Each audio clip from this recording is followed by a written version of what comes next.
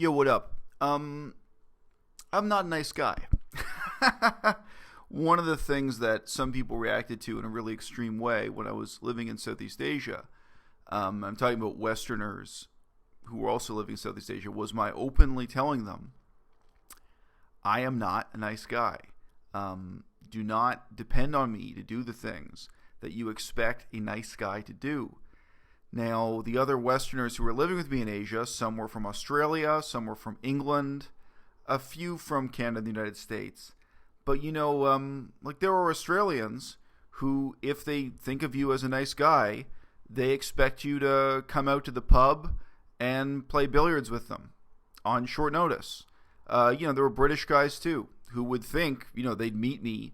And I guess their impression of me would be of a kind of, masculine guy. I mean, I'm not gay. And, they would think I was going to show up and watch football with them at the pub sometime. And, it may sound like a small thing, but it's really not. I'm maybe not what people expect for a bookish intellectual. Yeah, I wish these were props in the background. But, I had to communicate to people the life I'm living out here. I'm not on vacation. I'm not a nice guy. I don't do any of the things you do with your time. I don't make any of the compromises you make with your time. In terms of ethical compromises, I've said before, it's not a good thing to be an uncompromising character. It means you're a jerk. In terms of the other Westerners living in Asia, including great scholars, men with PhD and so on, a lot of those guys are going to brothels. A lot of them were sleeping with prostitutes. Now, again, I did not want to be a complete jerk about it, but those are compromises I was not willing to make. So, why would you advertise the fact that you're not a nice guy? It's because you're living in a cultural context where you understand what being a nice guy means, and you understand that you're not going to live up to those expectations. That can really just be someone coming around and knocking on your door and saying, hey, are you going to come out and play billiards tonight? And for them, they really expect that would be normal for someone like you, for who they expect you to be. I say this in prelude. I don't know. There are all kinds of different people who get attracted to veganism. And, most of us are not nice guys. I've said before, there's a sort of Catholicizing element to this. There's a very moral, overbearing element of ethical veganism. And I like to think I'm less of a jerk about it because I'm really aware of it. I'm aware of, when I'm imposing on others and when I'm really behaving in a way that's wildly unexpected from a Western cultural perspective or an Eastern cultural perspective. Like when I was in Taiwan has a very strong tradition of vegetarianism and veganism, but it's attached to religions that I'm not a part of. And, I'd meet people who would look at me with, pity when they found out I was vegan. They'd be like, oh, you poor thing, you're a victim of one of these ridiculous cults, and you believe in your grandparents haunting you as ghosts or something, which people do. I've met people who really believe in ghosts in that emotionally immediate way where, ghosts are no joke, where ghosts are a part of their daily lives in rituals and in their beliefs and in their interpretation of their dreams, and where they actually go and speak to, a specialist to deal with hauntings, and, they perceive themselves as living in a world where ghosts are real, whether that's under the heading of Buddhism or Taoism or some other religion. And of course, veganism, what makes this especially strange is that there are so many people declaring veganism is all about compassion. It's all about being a nice person and a loving person and a good person in a certain sense. The kindly old cat lady, the person who keeps pets and cuddles them and so on. And of course, there are different people playing different angles in terms of yoga. Specifically selling yoga for weight loss. Selling bicycles for weight loss and, bicycle size. But, the whole yoga contingent. and the vague dotted lines connecting veganism as it exists today to a kind of watered down, westernized Hinduism, that's very real. I wouldn't I wouldn't underestimate the short-term or long-term implications of that. I'm going to be interested to see in the next 10 years. I think a lot of the action in veganism worldwide is going to come from Hindus, and people who are culturally Hindu, but who may not believe in any particular god or anything supernatural, but who grow up with the idea that killing a cow is a significant act, and who can then build on that pretty easily to a critique of the dairy industry, critique of the meat industry, and wondering what happens next. And I've gotten fan mail from some people who are self-critical also, because again, my opening point here is I'm aware of flaws in my character, things that are socially perceived as bad, as flaws, things that make me a bit of an uncompromising character, a bit of a jerk. I have likewise received some email from people who are self-critical and who can recognize that they themselves really are a bit of a crazy old cat lady. One woman used pretty much those words. They say, well, I am the kind of person who is cooped up in a house full of animals, and people do perceive me as eccentric because I'm such an animal lover, and this is how I came to veganism and so on. But I can still perceive these are problems, X, Y, and Z. Now, under this heading, the heading of me being a jerk, I can really recognize why someone like Durian Ryder gets onto his harden up kick, harden the blank up. I myself do not like excuses. Now, likewise, some of the excuses people make for meat eating really bother me. Of course, I disagree with them rationally, but my point here is, in terms of the side of my character that's very uncompromising, very moralizing, and a bit of a jerk, I also react emotionally. I react irrationally in addition to my rationally held understanding of the world. Something I would compare that to, living in Canada, I am exposed to a lot of racism against First Nations people in Canada. First Nations, what we call our Indigenous people, equivalent to the term American Indians in America. But believe it or not, they don't come from India. So anyway, we say First Nations. Now, of course, when I react to that, when white people are making excuses for genocide, when white people are making excuses for bad legal policies we've had in Canada in the recent past, or bad laws we still have currently, a dire situation First Nations are often in, I am partly reacting rationally, because this is something I've studied, this is something I've cared about for a lot of my life, it's something I have an informed opinion on, but I'm also partly reacting irrationally. I'm partly reacting emotionally. And I do not see any reason to mask that reaction. I remember a guy who was vegetarian, not vegan, a Canadian guy who visited me in Taiwan, strange situation maybe, and he was responding with complete incomprehension to my being angry and being openly angry in response to what he said about First Nations. I said to him, do you think I would be ashamed to be angry when what you have said is pro-genocide? Yes, I'm angry. Yes, what you're saying makes me angry. And I could conceal that. I'm quite capable of stifling that and behaving another way. But you're a guest in my house, and I'm letting you know very openly, both that I disagree with you rationally and that this makes me angry. As an adult, these are the sort of social tightropes we all walk on.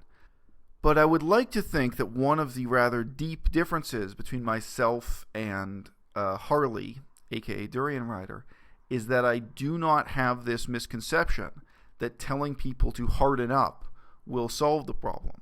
It's really kind of similar to telling people to smarten up. If I'm just telling you to harden up, it presumes that you already understand what the problem is, you already understand what the solution is, and all that's lacking is for you to have the will to solve it, for you to have the resolution to do what it takes to harden up. Smarten up is similar. If I tell you to smarten up and solve a problem, then nothing else needs to be explained to you. You don't need to be convinced, and there's also nothing lacking in terms of your ability. is a very peculiar example of that, actually, in the advice that Durian Ryder gave to Joe Best. And, his advice didn't work. You can tell Joe Best to harden up 10 times or 20 times. You can tell him not to be weak. You can tell him to think like a champion. In that situation, ultimately, I've got more sympathy for Joe Best because he's open about the fact that there are some things he can't do. There's some things he struggles with psychologically, compulsive eating. There's some weaknesses he has.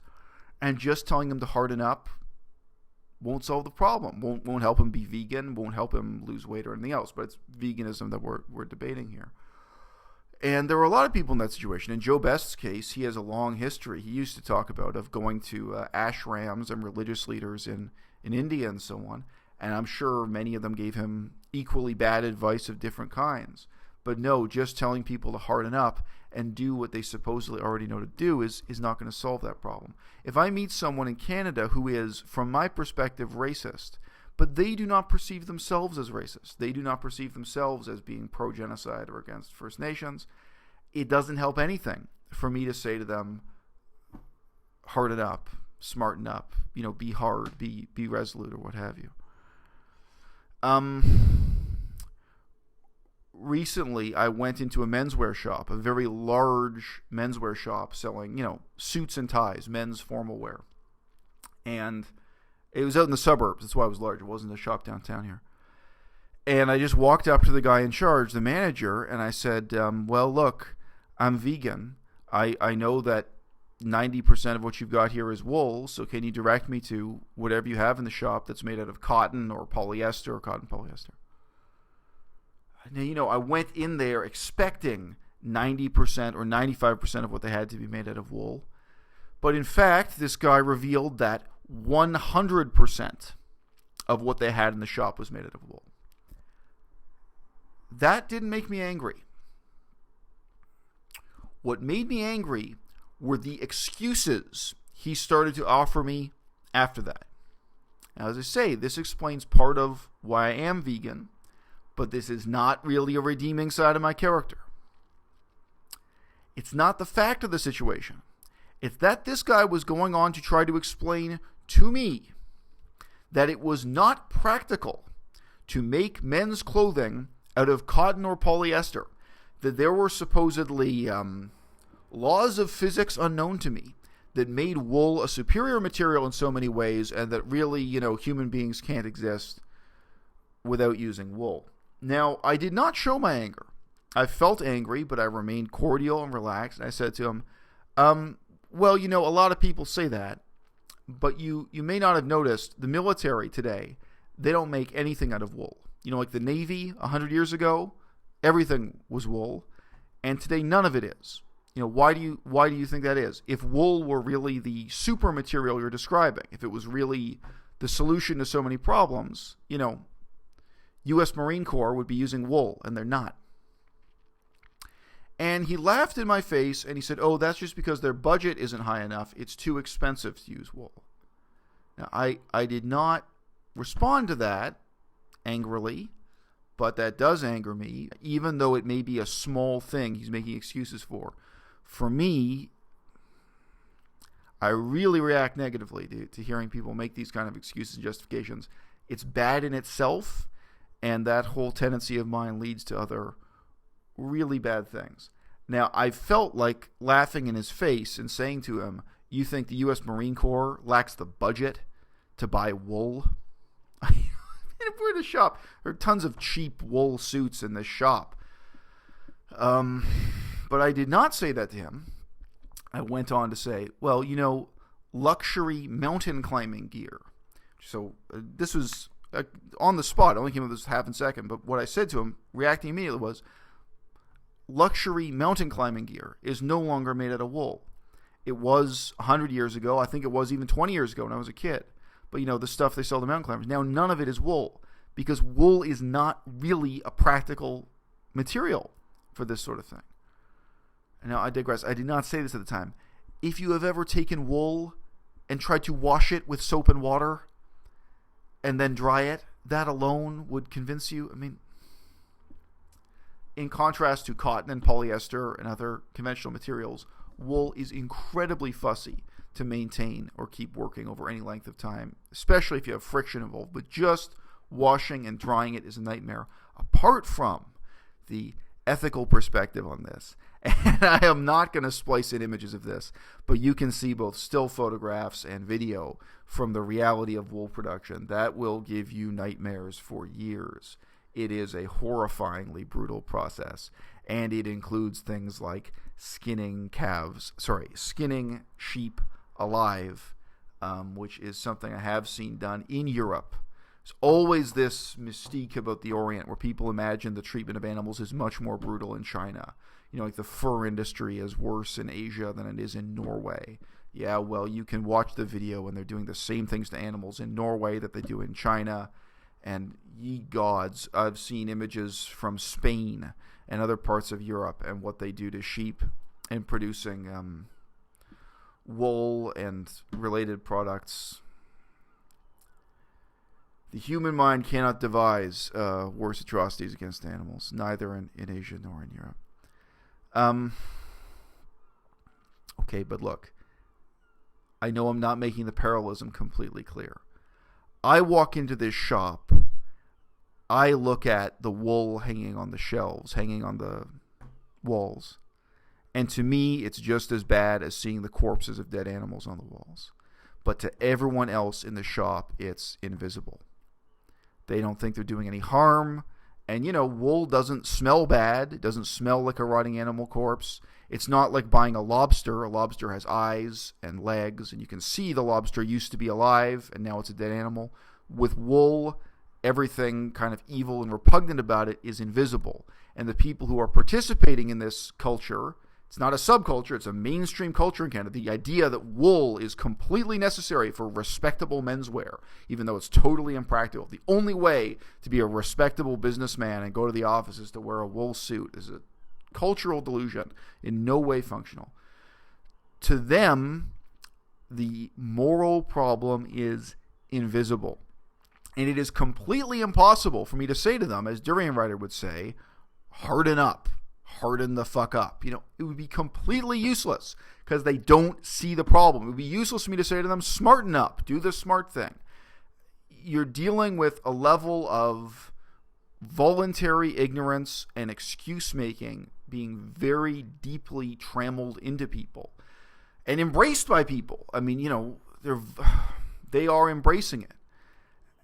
It's very hard to negotiate, very hard to cope with. And as I say, for me, I have a rational reaction to it, but I also have an emotional reaction to it. And here in Canada, I can tell you, that is similar to when you talk to a white person and they say, I see no reason why our tax dollars should spend more on Indigenous people, on First Nations, than we do on white people. We should all be equal. We should just break all of the laws, get rid of the treaty obligations. Seriously, you meet and talk to white people in Canada who believe that the laws are racist against white people, that white people are at a disadvantage compared to First Nations. Because in theory, a First Nations person can get tuition-free access to universities under certain circumstances. Meet anyone who's gone through the bureaucratic process to get that free tuition. Yeah, it's basically like a special scholarship to say, sorry about what we did to you over the last 400 years. Those people, these white people who say these things, who have these justifications and excuses about First Nations, they do not perceive themselves as racist. They do not perceive themselves as part of the problem. They do not perceive themselves as doing something immoral. And that is why it is completely useless to say to them, harden up, smarten up, do better, do the right thing. And it is even really pretty counterproductive most of the time to get angry at them. And I can understand, I can sympathize with the perspective they're coming from, because I was raised in this culture too. I was raised with delusions about wool and leather and First Nations people and the British Empire and the history of colonialism and the glorious history of Canada as a country. Now, Canada is supposedly so morally superior to the United States. you don't know. We were raised with these delusions here in Canada. And coming back to my very first point, I can also recognize that what makes me different from these people, my fellow Canadians, my fellow wool-wearing, conservative voting Canadians who, think there's nothing wrong with, putting First Nations into a box or whatever. I can recognize that what makes me different from them does not make me better than them. A lot of the character traits that led me out of that delusion, that led me to question those assumptions, are exactly the character traits that, to be blunt, make me a jerk.